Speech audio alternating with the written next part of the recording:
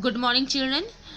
Last class I started that वह जन्मभूमि poetry जो मैंने स्टार्ट किया है इसकी first 2 para already we have done.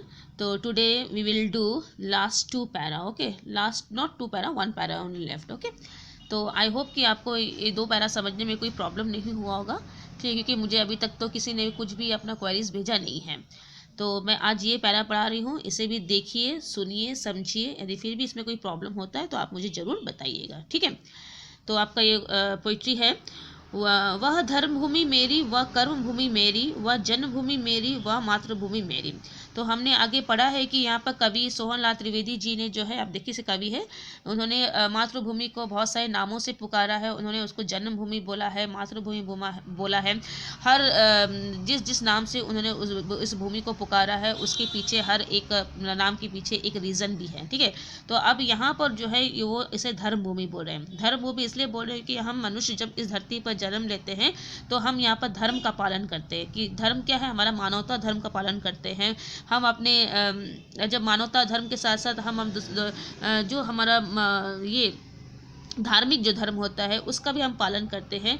तो काफ़ी धार्मिक रूप से जो है हम अपना जीवन यापन करते हैं. तो इसलिए कवि ने इसे धार्मिक भूमि भी बोला है, क्योंकि यहाँ के जो लोग हैं काफ़ी अपने धर्मों से भी जुड़े हुए हैं, ठीक है, काफ़ी भावुक लोग भी हैं.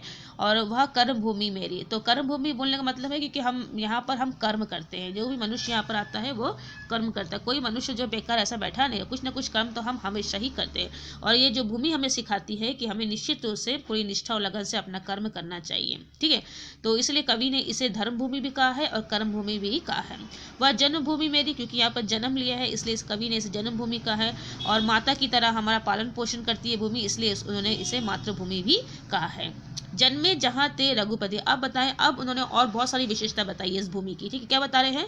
जन्मे जहाँ ते रघुपति, जन्मी जहाँ ती सीता. तो ये जो भारत भूमि है कोई साधारण भूमि नहीं है. ये एक ऐसी भूमि है जहाँ पर श्री राम का जन्म हुआ था, जहाँ पर माता सीता का जन्म हुआ था. तो रघुकुल में उत्पन्न होने वाले राम और सीता जो है इस भूमि में जन्म लिए थे, जिन्होंने अपने श्री राम ने अपनी मर्यादा के द्वारा और सीता ने अपनी पतिव्रता के द्वारा इस भूमि को जो है बहुत सारे ऐसे गुणों का खजाना दिया है जिसको आज भी बहुत सारे मनुष्य जो है इसका पालन करते हैं, ठीक है. तो एक प्रथा उन्होंने बना दी थी.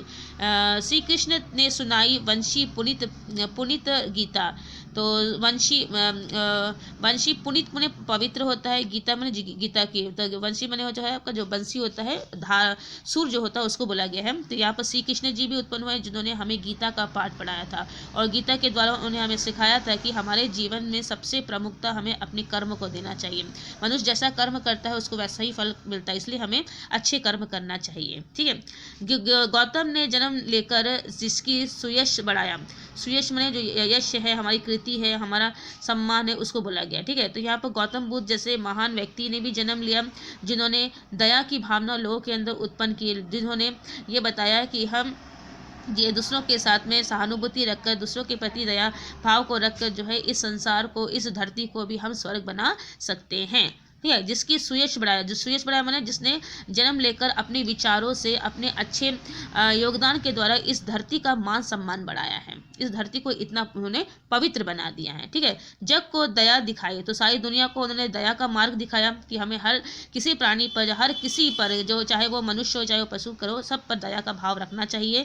जग को दिया दिखाया. और दिया मतलब प्रकाश, ज्ञान का प्रकाश दिखाया, ठीक है. तो सारे संसार को उन्होंने ज्ञान का प्रकाश भी दिखाया गया है कि मानो जो शरीर जो है, मानव शरीर जो है नश्वर है, और इस शरीर को नश्वर होने से पहले ही हमें कुछ ऐसे कर्म करना चाहिए कि वो मरने के पश्चात भी अमर हो जाए. तो उन्होंने ज्ञान के द्वारा भी लोगों के मन में जो है सच्ची भावना, सच्ची प्रेम, दया, सहानुभूति की भावना को उत्पन्न करने का प्रयत्न किया. किसने? गौतम बुद्ध ने.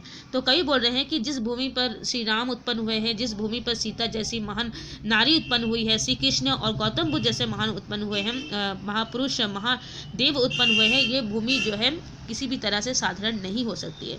तो ऐसी भूमि जो है, इस भूमि के मान सम्मान को बनाए रखना हमारा कर्तव्य है. इसलिए उन्होंने इस भूमि को विभिन्न तरह के नामों से पुकारा है, जो सदियों से जो है अपने गोद में निवास करने वाले सभी प्राणियों की रक्षा करती आई है. ठीक है। यह युद्ध भूमि मेरी, तो यह युद्ध भूमि क्यों बोला गया कि मनुष्य को हमेशा जो है अच्छाई और बुराइयों के बीच में युद्ध करना पड़ता है। बहुत सारे यहाँ पर धर्म के युद्ध, बहुत सारे यहाँ पर जाति पाति को लेकर भी युद्ध है, लेकिन सच्चाई युद्ध भूमि क्या है, जब हम सच्चाई और बुराई के बीच में युद्ध करते हैं। और हमेशा हम यहाँ पर देखते हैं कि बुराई की हमेशा पराजित होती है। मनुष्य को अपने जीवन में हर तरह की बुराइयों से युद्ध करना पड़ता है, और उससे युद्ध करने के पश्चात जब वो बाहर आता है तो एक खरा सोना बनकर आता है। ठीक है। बुद्ध भूमि इसलिए क्योंकि बुद्ध जैसे महान व्यक्ति ने उत्पन्न होकर जो है जन्म लेकर जो है इस भूमि को जो है अहिंसा का मार्ग दिखाया, जो लोगों के अंदर जो है दया और प्रेम का मार्ग दिखाया, इसलिए इसे बुद्ध भूमि भी हम कह सकते हैं।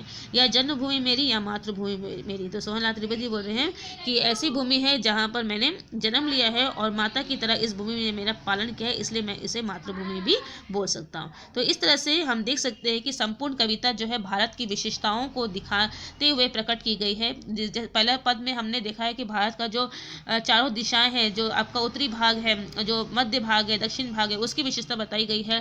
फिर भारत की प्राकृतिक सौंदर्य को बताया गया और अंत में यहाँ पर उत्पन्न होने वाले महान व्यक्तियों के बारे में बताया गया है। तो इसलिए इस उदाहरणों के द्वारा कवि यही प्रकट करना चाहते हैं कि भारत जो है कोई साधारण भूमि नहीं है, उसकी स्वतंत्रता को, उसकी गरिमा को बनाए रखने का दायित्व अब हम पर है। हम भी अपनी पूरी निष्ठा और लगन से अपने भूमि के मान सम्मान को हमें बनाए रखना चाहिए। और जो विभिन्न नाम से उन्होंने पुकारा है, जन्मभूमि, मातृभूमि, पुण्य भूमि, स्वर्ण भूमि, ये सभी जो नाम जो है निश्चित रूप से भारत के लिए उचित है, क्योंकि अपने नाम के अनुसार ही भारत ने अपने कार्य भी किए हैं। ठीक है। तो ये था आपका पोइट्री व जन्मभूमि मेरी। पढ़िए, सुनिए और समझिए। यदि कोई प्रॉब्लम होता है तो मुझे ज़रूर इन्फॉर्म कीजिए। Thank you.